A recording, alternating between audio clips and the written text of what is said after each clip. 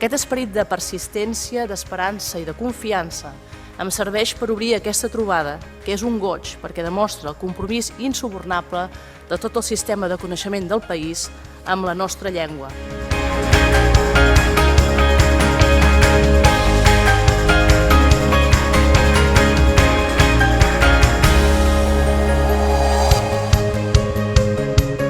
Puc dir amb orgull que avui segellem una aliança de tot el sistema universitari de recerca en la defensa aferrissada de la nostra llengua.